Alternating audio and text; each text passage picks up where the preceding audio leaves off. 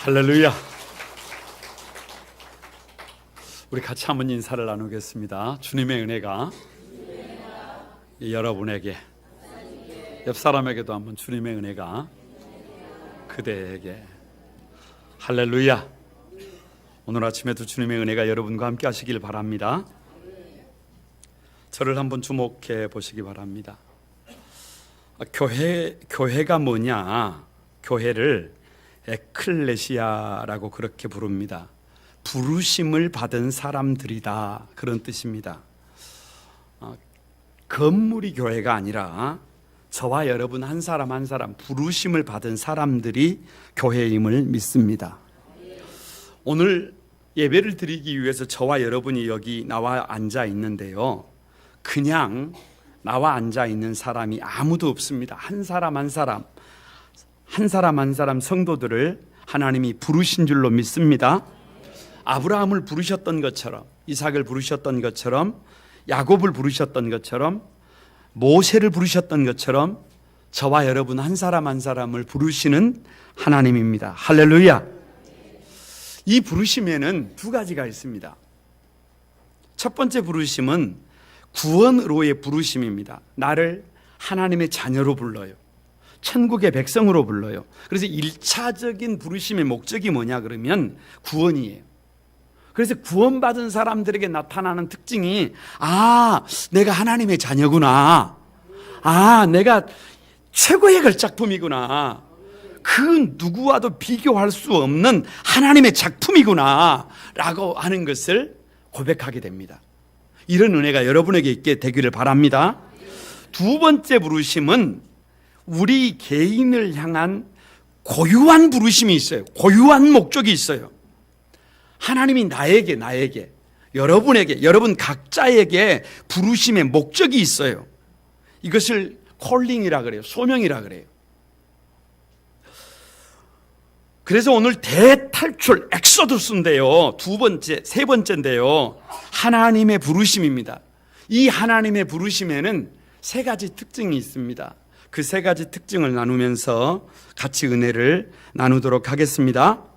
그 첫 번째 특징이 뭐냐 그러면, 하나님은 저와 여러분을 훈련시키신다는 것입니다. 우리 같이 1절을 한번 읽어봅니다. 읽습니다. 시작. 모세가 그의 장인 미디안 제사장 이드로의 양떼를 치더니 그 떼를 광야 서쪽으로 인도하여 하나님의 산 호렙에 이르매. 자, 여러분 가만히 보세요. 모세는 자기 자신도 모르게 하나님께서 지금 모세를 훈련시키고 있습니다. 하나님께서 모세를 바로의 궁궐에 보내서 40년, 미디안 광야에 보내서 40년. 그래서 오늘 우리가 읽은 이 한 절이 미디안 광야에서 모세가 40년 생활을 딱 한 절로 요약을 해놓고 있어요. 이 한 절 속에 모세가 어떻게 살았는지를 세 가지로 다시 정리해 놓고 있습니다. 첫 번째가 뭐냐 그러면 처가살이를 40년 했다는 거예요. 여러분, 처가살이는 쉽다, 어렵다? 어렵다. 왜요? 우리 속담에 보리쌀 세월만 있어도 처가살이는 한다 하지 않는다. 안 한다. 아니, 그런데 이집트 왕자였잖아요. 아주 파워풀한 사람이다. 모든 것을 가지고 있는 사람이에요. 그런 그가 살인자가 돼서 빈털터리가 됐어요. 도망자가 됐어요. 아무것도 없어요. 그래서 지금 누구 집에 얹혀 살고 있어요? 처갓집에 얹혀 살고 있어요. 가만히 한번 생각을 해보시기 바랍니다. 그것도 십보라가 아니에요. 기가 상당히 센 아내가 있어요. 남편을 예나 지금이나 길들이는 최고의 방법이 여러분 뭔 줄 아십니까? 아내라고 하는 것을 꼭 기억하시길 바랍니다. 여러분, 이 처가살이를 하는데요, 장인의 이름이 전능자의 벗이에요. 그러니까 그 앞에서 모세는 꼼짝 못하는 것입니다. 장모는 마귀 할멈이에요. 그 앞에서 기가 꽉 죽었습니다. 드센 아내가 여러분 딱 버티고 있어요. 거기다가 6명의 처제들이 두 눈 뜨고 누구를 지켜보고 있어요? 형부를 지켜보고 있어요.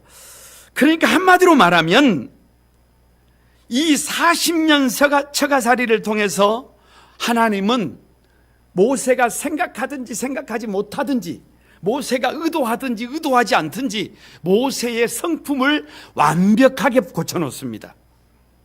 모세는 바로의 공주로 살면서요, 혈기가 왕성해요. 그래서 쉽게 분노합니다. 성격이 급해요. 그래서 앞뒤 전후를 살피지 못하고 애굽 사람을 쳐서 죽이는 사람이에요. 그런데 40년 처가살이를 하면서 얼마나 그 성품이 다듬어져 버렸는지 민수기 12장 3절에 보면 이 사람 모세는 온유함이 지면에 모든 사람보다 더하더라. 예수님처럼 바꿔져 버렸어요. 처가살이 40년을 통해서 하나님이 그 불같은 사람, 쉽게 분을 내는 사람, 아주 덕이 되지 않는 그 모세를 만지고 또 만지고 훈련시키고 또 훈련시켜서 가장 예수님을 닮은 사람으로 바꿔버리신 줄로 믿습니다. 여러분, 모세만 그렇게 바꿔놓으실까요? 적어도 저와 여러분이 주님의 신부입니다. 그래서 늘 드리는 말씀이지만 이 얼굴이 성경이고 저와 여러분의 삶이 메시지입니다. 그런데 저와 여러분이 가정에서, 일터에서, 삶의 자리에서 그 덕스럽지 못한 성품 때문에, 그 변화되지 못한 성품 때문에, 그 인간성 때문에 하나님의 영광이 드러나지를 못해요. 그러면 하나님은 우리를 그 애굽 궁궐에서 저 아무것도 없는 어디로 보내서, 저 미디안 처갓집에 보내서 저와 여러분을 다듬을 수 있다는 거예요. 내가 의도하지 않아도 우리의 바꿔줘야 될 그 속사람을 위해서 여러분, 하나님은요 얼마든지, 모세가 전혀 생각하지 못했지만 모세를 그렇게 바꾸시는 하나님을 본문을 통해서 만나게 됩니다. 두 번째는요, 1절에 계속해서 보면 모세가 그의 장인 미디안 제사장이라고 기록하고 있어요. 미디안 제사장 이드로의 양떼를 치더니 양치기 40년이에요. 여러분 한번 생각해 보세요. 장인 이드로의 양무리를 치는 것입니다. 애굽 사람들은요 제일로 멸시하는 게 뭐냐 그러면 이 양치는 일이에요. 가증한 일이라 그래요. 부정한 일이라 그래요. 그러니까 모세는 40년 동안 양을 하나님이 치게 하셨는데 왜 그렇게 양을 치게 하셨을까? 양은 독특합니다. 양은 독특해. 양은 세 가지 특징이 있어요. 첫 번째가 미련합니다. 스스로 뭐를 잘 결정을 못해요. 두 번째, 자기 방어 능력이 없어요. 적어도 뿔 하나, 이빨 하나 제대로 된 게 없단 말이에요. 공격용 무기가 없어요. 세 번째, 더럽습니다. 그러니까 여러분 한번 생각을 해보세요. 양은요, 양과 염소를 똑같은 상황에서 잡으려고 딱 도살장으로 끌고 가면 안 봐도 누가 양인지 누가 염소인지 알아요. 염소는 아무튼 안 죽으려고 낑낑거리면서 뒷발을 차면서 들이받는 것은 뭐예요? 그건 염소입니다. 그런데 가만히 죽는 것이 뭐예요? 그것이 양이에요. 여러분, 하나님께서 왜 모세로 하여금 40년 동안 이 양을 치게 하셨을까요? 양을 치면서, 그것도 40년 양을 치면서 모세는 목자의 심정이 뭔지를 배웠어요. 목자의 심정이 뭡니까? 다른 말로 하면 주님의 마음입니다. 한 영혼 한 영혼을 향한 주님의 애절한 마음이. 양은요, 목자를 잘 만나야 해요. 목자가 곧 미래입니다. 목자가 한 마리 양에게 관심을 갖지 않으면, 신경을 쓰지 않으면 저 양이 어떻게 될지 몰라요. 어떻게 죽을지 몰라요. 그러니까 한 마리 한 마리를 목자의 심정으로 돌아봐야 해요. 그러니까 40년 동안을 양을 치면서 주님의 마음을, 목자의 마음을 누가 가진 거예요? 모세가 가진 거예요. 훈련받은 거예요. 모세는 그걸 잘 몰라요. 앞으로 자기 미래에 어떤 일이 벌어질지 모르지만 모세는 40년 양을 치면서 철저하게 목자의 심정으로, 철저하게 주님의 마음으로 훈련된 줄로 믿습니다. 세 번째가 광야 생활 40년입니다. 1절에요. 그때를 광야 서쪽으로 인도한다 이렇게 기록하고 있어요. 그러니까 왜 광야냐? 여기가 미디안 광야인데요. 여러분, 왜 하나님은 모세에게 40년 동안을 양을 치고 광야를 누비게 만들었느냐 그러면 광야 전문가예요. 광야 전문가. 광야를 자기의 무엇보다 더 잘 알게 됐어요. 자기 손바닥보다 더 광야를 잘 알게 된 줄로 믿습니다. 광야에 여러분 없는 게 많아요. 그러니까 못하는 게 많아요. 그러니까 원망하고 불평하는 것이 광야입니다. 그런데 이 광야에서 살아남는 전문가로 훈련된 사람이 누구예요? 모세예요. 여기에 비밀이 있어요. 광야에 대해서만큼은 누가 프로예요? 광야에 대해서만큼은 누가 전문가예요? 모세예요. 여기에 비밀이 있다니까요. 이스라엘 백성들이 출애굽을 해서 홍해를 건너서 어디로 들어가느냐? 지금 모세가 40년 돌고 돈 손바닥보다 더 잘 아는 미디안 광야로 들어갑니다. 십계명을 받은 곳이 어디냐? 이 미디안 접경 시내산입니다. 성막을 만든 곳이 어디냐? 여기 광야입니다. 이스라엘 백성들이 40년 동안 광야를 돌고 돈 곳이 어디냐? 바로 이 광야예요. 그래서 하나님은 모세가 거기까지 몰라요. 그런데 하나님은 40년 동안 광야 전문가로 모세를 훈련시키신 것입니다. 여러분, 이 광야를 다른 말로 하면 고난이에요. 고난. 그러니까 고난 전문가예요. 내가 겪고 있는 지금의 이 고난이, 내가 겪고 있는 이 아픔에 대해서만큼은 세상 누구보다도 잘 아는 사람이 누구예요? 모세예요. 이 고난 전문가가 모세라. 여기에 하나님의 뜻이 있습니다. 얼마나 많이 눈물을 흘렸는지 모릅니다. 얼마나 많이 울었는지 모릅니다. 얼마나 많이 아파했는지 모릅니다. 그 눈물을 하나님이 모세도 모르게 전문가로 훈련시키고 있다는 것입니다. 이 눈물에 하나님의 신명막측한 계획이 있다는 거예요. 우리 사랑하는 거룩한 꿈 한소망의 가족 여러분, 왜 처가살이 40년이라고요? 그 40년 세월을 통해서 모세의 모난 성품, 덕스럽지 못한 성품을 퍼펙트하게 바꿔 나갑니다. 예수님을 닮은 성품으로 고쳐나가는 줄로 믿습니다. 왜 양치기 40년이라고요? 치질이도 미련하고 더럽고 자기도 지키지 못하는 그 양떼, 목자만 바라보는 그 양떼를 치면서 주님의 마음, 그 목자의 심정을 모세에게 부어주는 거예요. 왜 광야 40년이라고요? 광야 전문가예요. 고난 전문가라니까요. 고난에 대해서만큼은, 광야에 대해서만큼은 누구보다 더 잘 아는 사람이 없어요. 모세보다 더 잘 아는 사람이 없어요. 우리 인생도 마찬가지입니다. 내가 의도하든지 내가 의도하든지 않든지 간에 주님의 신부로 부름을 받은 우리를 쓰시기 위하여 하나님은 지금도 우리를 훈련시키고 있는 줄로 믿습니다. 우리가 모르는 사이에 마냥 힘들기만 하고 버겁기만 한 내 인생에 하나님의 신묘막측한 계획이 버물러져 있어요. 지금 서 있는 저와 여러분의 삶의 자리가 내 마음대로 내 뜻대로 되지 않는다고 하더라도 지금 여기에서 나를 하나님이 빚어가고 있다. 지금 여기에서 나를 훈련시키고 있다. 나를 여기에서 퍼펙트한 하나님의 사람으로 변화시켜 가고 있다라고 하는 믿음으로 달려가시는 여러분이 되시기를 바랍니다. 두 번째는요, 부르시는 하나님이에요. 부르시는 하나님. 4절을 같이 한번 읽어봅니다. 다 같이 한번 읽어봅니다. 시작. 여호와께서 그가 보려고 돌이켜 오는 것을 보신지라 하나님이 떨기나무 가운데서 그를 불러 이르시되 모세야 모세야 하시매 그가 이르되 내가 여기 있나이다. 자, 보세요. 하루는 모세가 양떼를 치면서 광야를 지나 호렙산으로 가고 있어요. 그런데 저만큼의 가시떨기나무, 바짝 마른 가시떨기나무에 불이 붙어 있어요. 깜짝 놀랐어요. 아니, 이상해요. 가시떨기 나무는요, 불이 붙으면 금방 화들짝 태워져서 없어져 버립니다. 그런데 그 가시나무에 불이 붙었는데 불이 꺼지지 않아요. 이것을 하나의 상징이라 그래요. 하나의 상징, 메타포라 그래요. 이게 무슨 말이냐? 그 가시떨기 나무가 누구라는 거예요? 모세야, 너다. 이 가시떨기 나무가 누구다? 이스라엘이다. 이 가시떨기 나무가 누구다? 오늘 저와 여러분이다. 여러분, 가시떨기 나무는요, 좋은 나무가 아닙니다. 좋은 나무는 과실수예요. 과실수. 멋진 나무는 화렵수예요. 그런데 가시떨기 나무는 말 그대로 쓸모없는 나무, 백해무익한 나무, 아무것도 아닌 나무, 있으나 마나한 나무.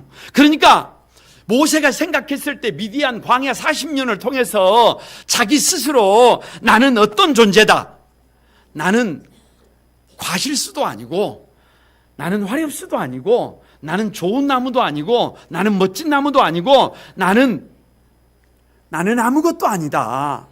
나는 아무것도 아니다. I am nothing이다. 나는 백해무익한 존재다. 그래서 모세가 없어요. 모세의 생각이 없고, 모세의 고집이 없고, 모세의 주장이 없고, 모세의 계획이 없어요. 그런데 그 가시떨기 나무에 불이 임했어요. 불이 임해. 하나님의 불이 임했어요. 앙상하고 바짝 마른 가시나무에 불이 임했어요. 저는 왠지요, 이 가시떨기 나무하고 불이 잘 안 어울리지 않아요. 아니, 붙으면 타서 없어져 버릴 것처럼 보입니다. 그런데요,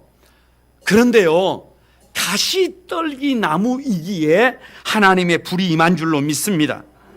이것이 하나님의 자기 계시예요. 자기 계시. 모세야, 네가 가시떨기 나무 같을지라도, 네가 스스로 아무것도 아니라고 생각할지라도, 내가 너와 함께하면, 내가 너와 동행하면, 내가 너를 붙들어주면 너는 뭐든지 할 수 있다. 너는 기적의 주인공이 된다. 기적의 도구가 될 수까지 있다. 대탈출의 도구가 될 수 있다. 라고 하는 것을 선명하게 보여주는 것입니다. 가시떨기 나무처럼 비전도 없고, 그렇고 그런 사람일지라도, 평범한 사람일지라도 하나님이 함께 하시면, 불같은 하나님이 함께 하시면 특별한 사람이 된다는 거예요. 쓰시는 사람이 된다는 것입니다. 그런데요, 여기에서 모세를 부르실 때요, 모세야 이렇게 부르시는 것이 아니라 모세야 모세야 다급하게 불러요. 왜 이렇게 두 번을 부르실까요? 가만히 생각을 해봤습니다. 왜 모세는 처갓집에서 40년 동안 양을 치면서 그 힘든 광야 생활을 하면서 도대체 어떻게 살았을까? 야, 40년 살았으니까 정말 성실한 사람이다. 이렇게 생각하십니까? 저는 본문을 가만히 보면서 이런 생각을 했어요.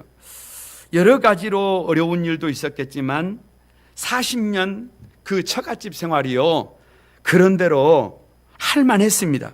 왜냐 그러면, 왜 그런 추측을 가능하게 하느냐 그러면, 야곱을 한번 생각해 보세요.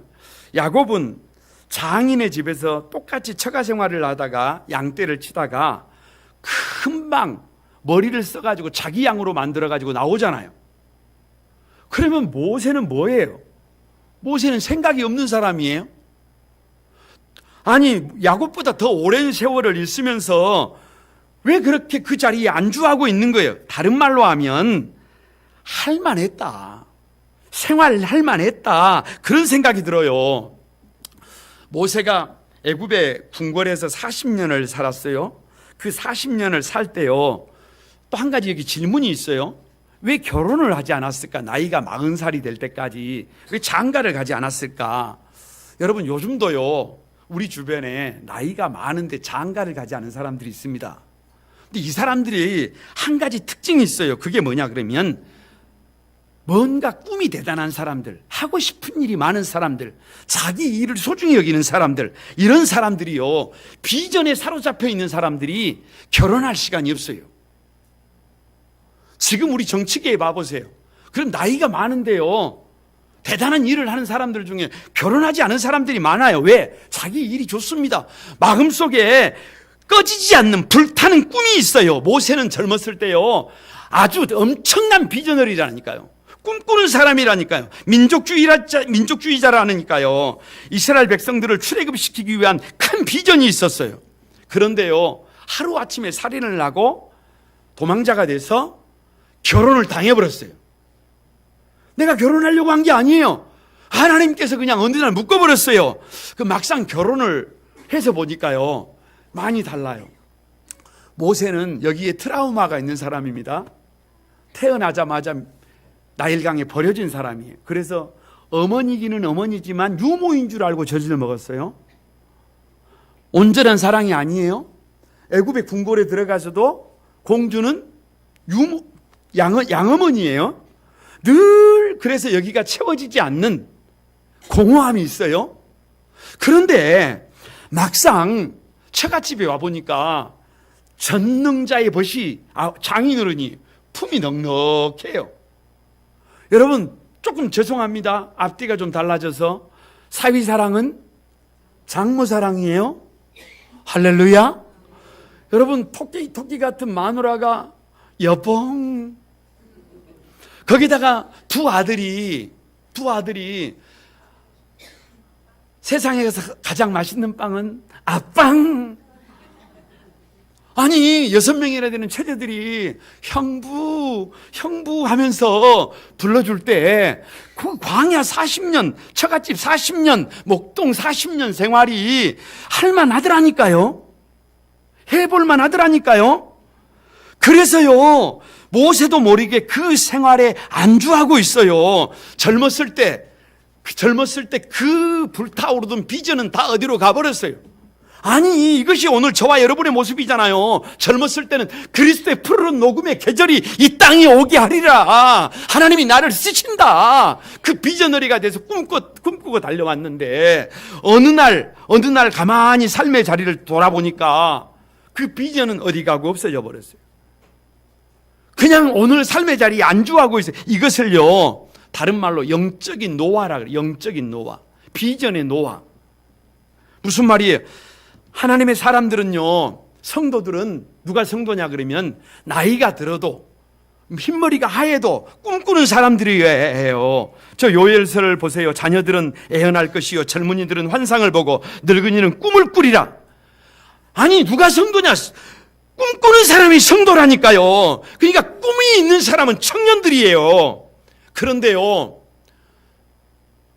이 꿈에 이 노화가 오면, 영적인 노화가 오면 삶이 어떻게 바꿔지느냐 그러면 아침에 일어나면 밥 먹고 출근하고 또 회사 가서 일하고 또 저녁에 퇴근하고 집에서 또 잠자고 그저 아이들 뒷바라지하고 그냥 그렇게 살아가는 것이 별 무리 없이 그냥 살만해요.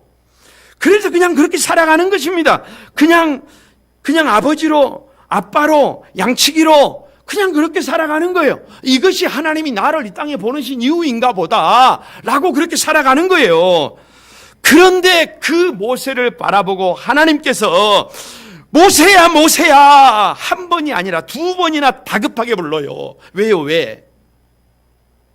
저 창세기 22장을 보면은요 아브라함이 이삭을 번제로 드리라고 할 때 하나님 이렇게 부르지 않습니다. 아브라함아 이렇게 안 불러요. 다급하게 불러요. 아브라함아 아브라함아 라고 다급하게 불러요. 왜요? 급해요. 급해. 40년 세월이 모세의 입장에서는 하나님이 나를 잊어버린 것 같고 버려버린 것 같고 그냥 하나님 없이 내가 사는 것 같은데 하나님의 입장에서는 40년을 기다렸다니까요. 지독하게 교만한 모세가 변화되기를, 정말로 그 덕스럽지 못한 성품이 다듬어지기를, 목자의 심정이 없는 모세가 주님의 심정이 되기를, 주님의 마음으로 변화되기를, 광야에 대해서 아무것도 모르는 모세가 광야 전문가가 되기를 기다렸는데 드디어 때가 된 것입니다. 그래서 모세를 어떻게 부르는 거예요? 모세야 모세야. 하나님의 마음이 급해요.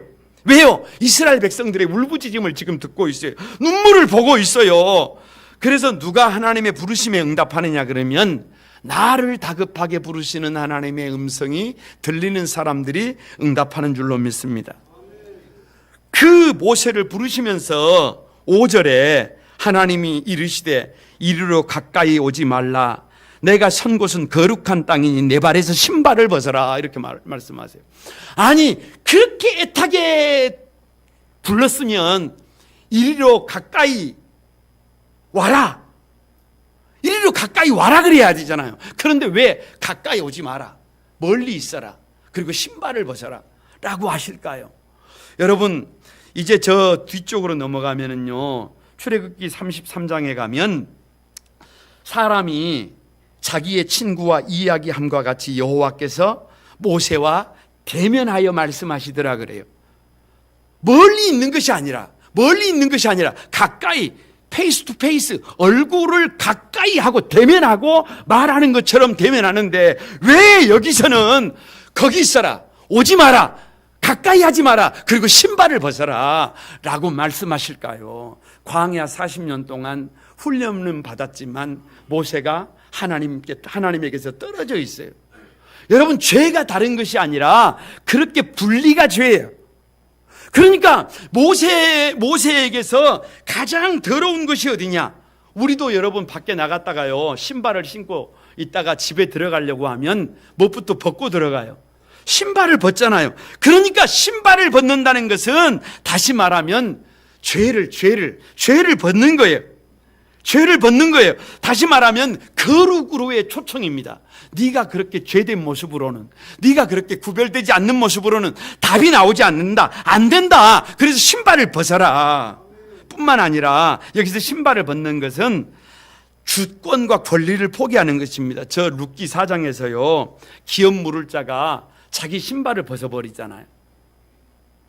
자기 신발을 벗어 던져버려요. 권리의 포기예요. 그러니까 신발을 벗는다는 것은 더 이상 내 인생은 네 인생이 아니다. 네 인생은 네 마음대로 살아서는 되는 것이 아니다. 지금까지 내 뜻대로 하던 것, 내가 좋아하던 것 이제 다 내려놓고 이 부르심에 응답하라, 그 말이에요. 그래서 여러분, 우리의 믿음이요, 하나님과의 관계가요, 이렇게 멀리 있던 관계가 1년 신앙생활하고 나면 이만큼 가까이 와야 합니다. 2년 신앙생활하면 이만큼 가까이 와야 해요. 계속해서 멀리 있으면 안 돼요. 하나님께로 더 가까이 와야 해요. 더 주님의 마음이 되어야 하고, 주님이 원하는 삶을 살아야 하고, 주님이 기뻐하는 삶을 살아야 우리가 성도임을 믿습니다.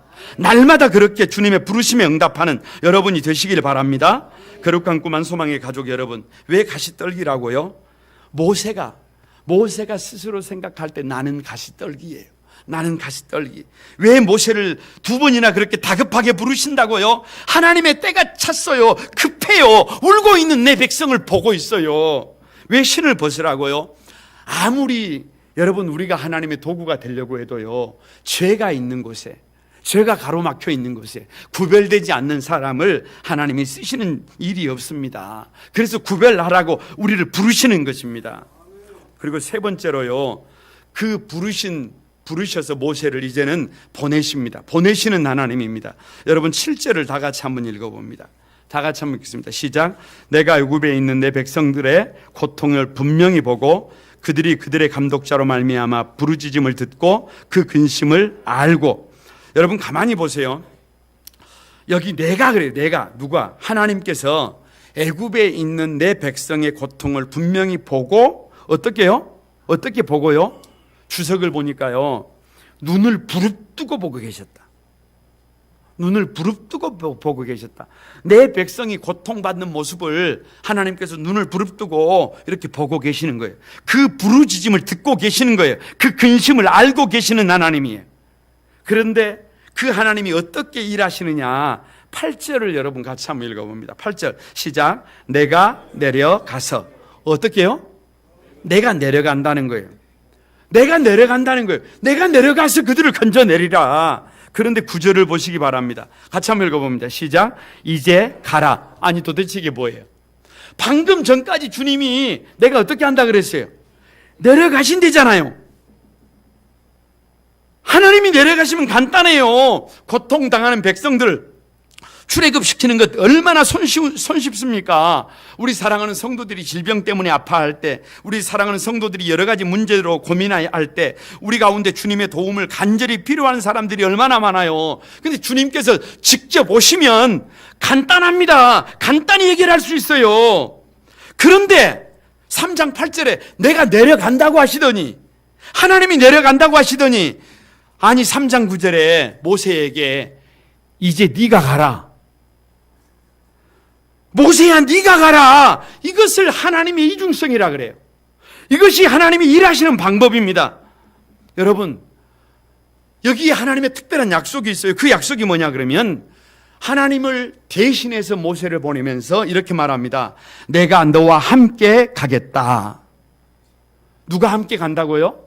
하나님이 함께 가시는 거예요. 전지전능하신 하나님께서 함께 하시는 거예요. 나 혼자 보내는 것이 아니라 하나님의 능력으로 함께 동행하는 것입니다. 저는 이런 생각을 해봤어요. 여기서 임마누엘인데요, 하나님이 우리와 함께 하시는 것인데요, 왜 하나님이 함께 이렇게 동행하시느냐 그러면 하나님이 우리를 부르셨을 때 사명이 따라옵니다. 이제 모세가 애굽으로 들어가서 내 백성을 건져내야 되는 사명을 가졌어요. 근데 이 사명은요, 죄송하지만 쉬운 일이 아니에요. 전쟁이에요. 이 사명은요, 목을 내놔야 해요. 이 목을 내놔야 합니다. 바로에게 가서 내 백성 이스라엘 백성들을 내어달라고 하면 바로가 아이고 그래 내놓자 이렇게 안 한단 말이에요. 아니 목을 요구한단 말이에요. 그런데 여러분 가만히 보시기 바랍니다. 그렇게 목을 내놓아야 하는데 모세는 가족들이 있어요. 장인도 있고 장모님도 계시고 아내도 있고 두 아들도 있고, 그런데 가만히 이 삶의 자리를 내어놓고 이 부름에 응답한다는 것이 쉽습니까? 이거 어렵습니다. 그러기 때문에 하나님께서 두려워하지 말고 걱정하지 말고 부름에 응답하라. 내가 너와 함께 하겠다. 내가 너를 책임지겠다. 할렐루야. 그렇게 말씀하시는 것입니다.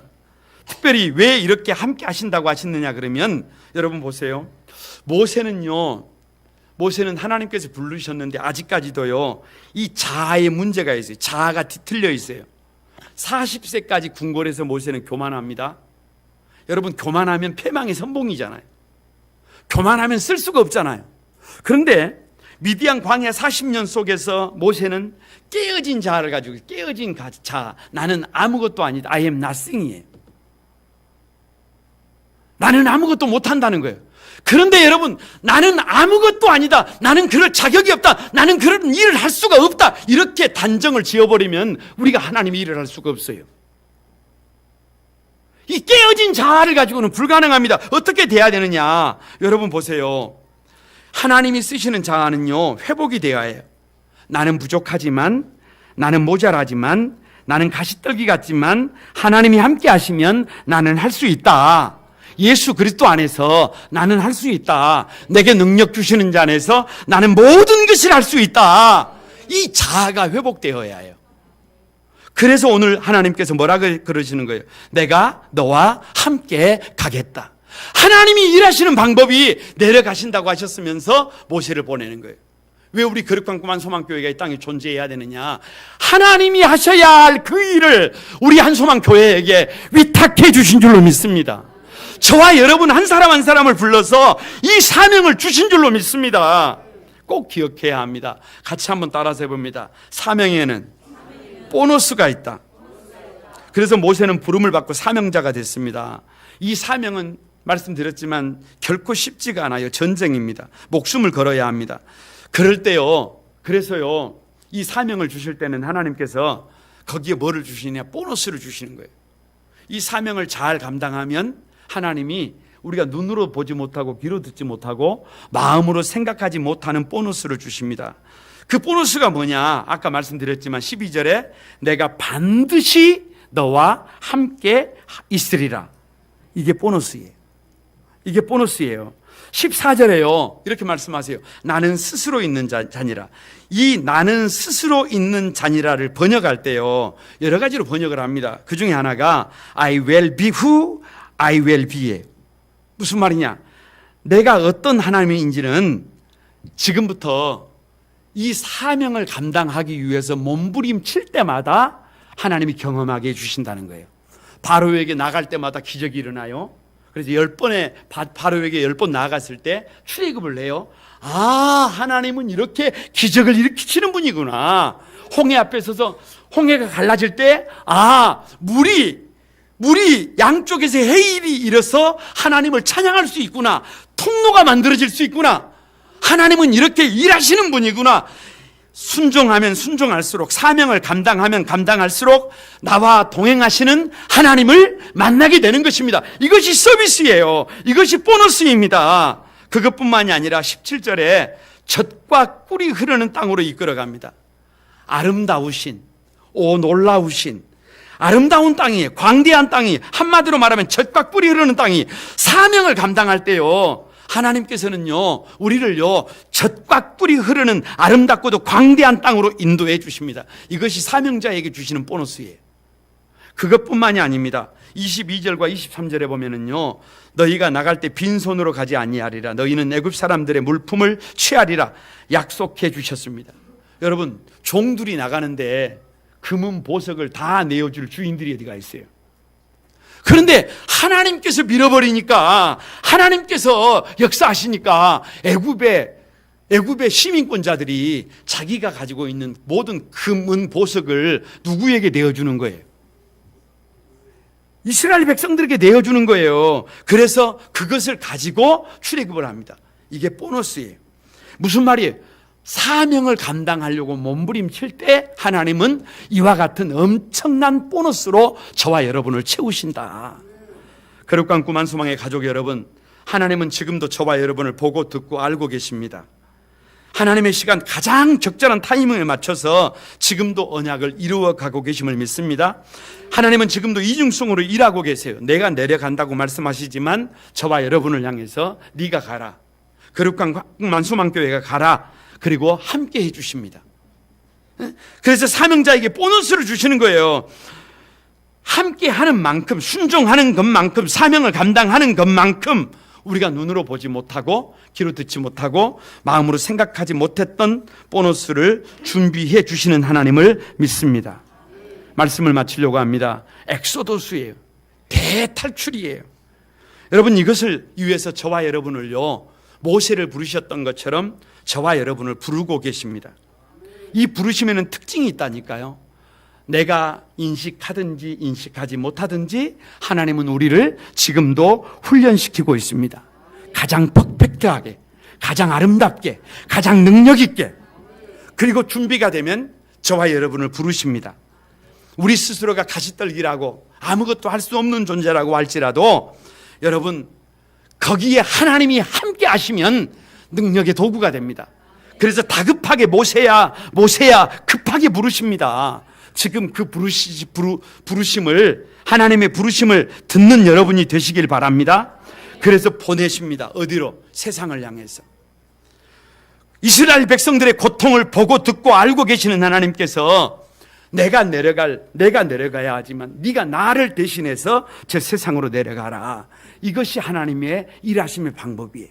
그래서 그 직임을, 그 사명을 온전히 감당할 때, 아니 나는 사명을 다한 것밖에 없는데 하나님께서 넘치도록 보너스로 채워주신다니까요. 그 은혜를 마음껏 누리고 사는 여러분이 되시기를 주님의 이름으로 축복합니다. 오늘 같이 한번 찬양하면서 우리 기도하도록 하겠습니다. 마지막에 드렸던 찬양, 그 사랑 얼마나, 이 찬양 드리면서 우리 같이 기도하겠습니다.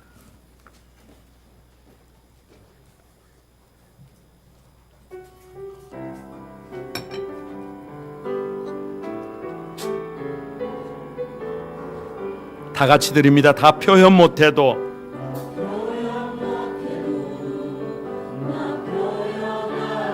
다 고백 못해도,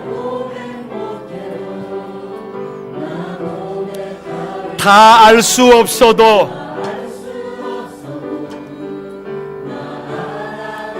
다 담지 못해도,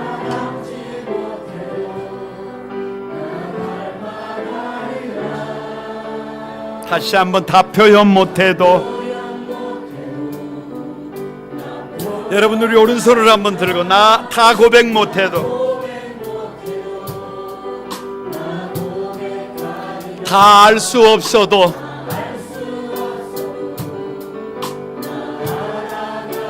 다 담지 못해도,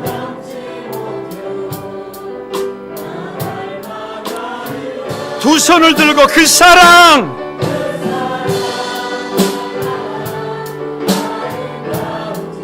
그 사랑,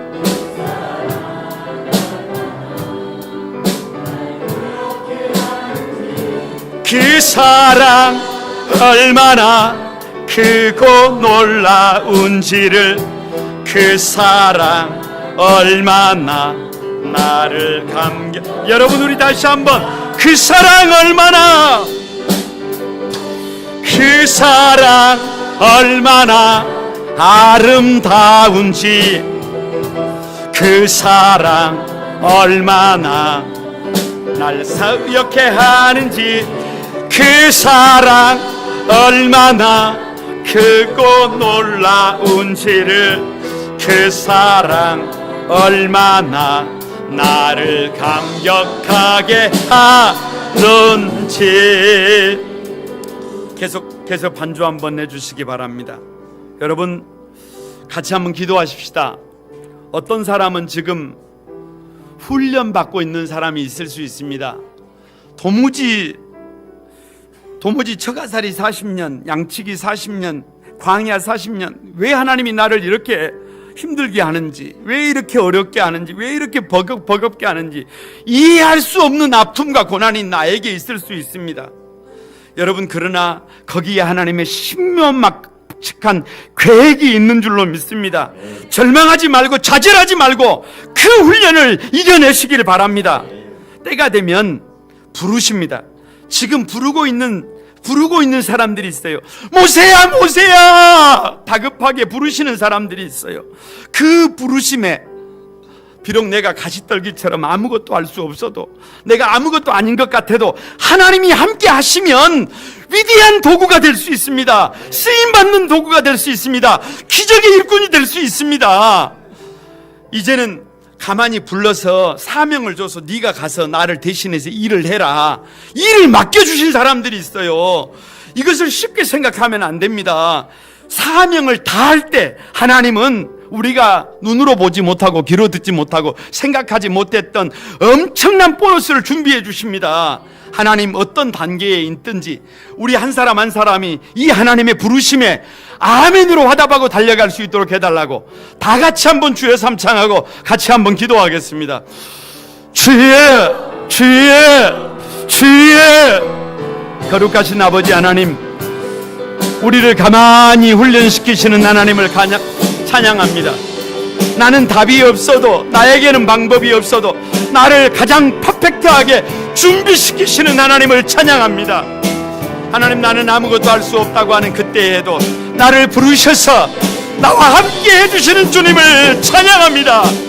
하나님 아버지, 가만히 나를 문제 있는 곳에 주님이 일하시는 그 현장에 보내셔서 사명을 다하게 하시는 하나님을 찬양합니다.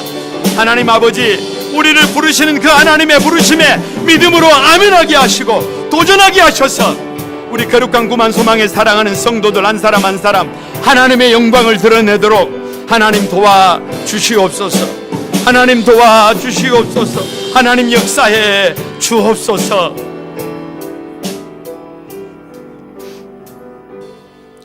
거룩하신 하나님, 은혜와 사랑을 감사드립니다. 이스라엘 백성들의 눈물을 보고 알고 듣고 계셨던 하나님, 그 와중에도 이스라엘 백성들을 구원하시기 위하여 한 사람 모세를 택하셔서 처가살이 40년, 양치기 40년, 광야 40년을 통하여 철저히 훈련시키셨던 하나님, 혹여라도 우리 가운데 그런 훈련을 받고 있는 성도들이 있다면 힘을 주소서, 은혜를 주소서, 이겨내게 하소서. 그래서 하나님께서 가시떨기와 같은 모세를 모세야 모세야 라고 부르실 때 하나님 아멘으로 응답할 수 있도록, 비록 부족하고 모자라지만 나를 구별하여 그 부르심에 응답하고, 하나님 모자라고 연약하지만 사명자 되어 해야 할 일을 거침없이 해내는 하나님의 사람들로 우리를 사용하여 주옵소서. 하나님, 우리 여기 있사오니 우리를 불러주시고 하나님이 하시고자 하시는 일들을 위하여 우리를 보내어 주옵소서. 이 생명 다하기까지 그 주님의 부르심에 응답하기를 소망합니다. 이 믿음으로 달려가기를 원하는 우리 한소망에 사랑하는 모든 성도들을 한 사람 한 사람 축복해 주시고 인도해 주옵소서. 예수님의 이름으로 기도드리옵나이다. 아멘.